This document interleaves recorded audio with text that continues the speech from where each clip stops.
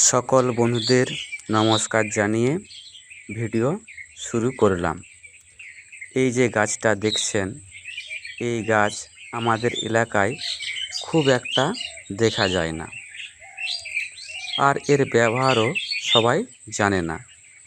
এই গাছের নাম চুকাই, মেস্তা, রোজেলা ও টক ফল ইত্যাদি এর নাম।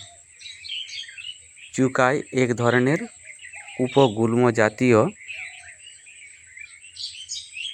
উদ্ভিদের ফল,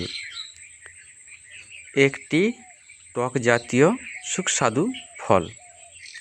গ্রাম বাংলায় সবজি হিসেবে বেশ পরিচিতি আছে। চুকাই ফল ও পাতা দিয়ে তৈরি করা ভর্তা ও শাক গরম ভাতের সাথে খেতে অসাধারণ।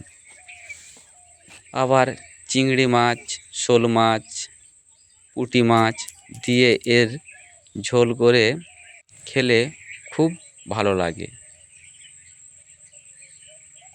আর এর ঔষধি গুণ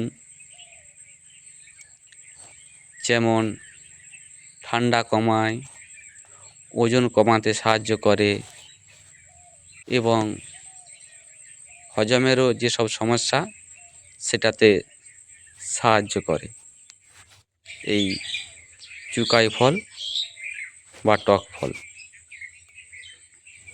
তবে এটা আমাদের এলাকায় সামান্য দেখতে পাওয়া যাচ্ছে, কারণ এটা বেশি পাহাড়ি এলাকায় পাওয়া যায়। যেমন পাহাড়ি এলাকায় যে আদিবাসী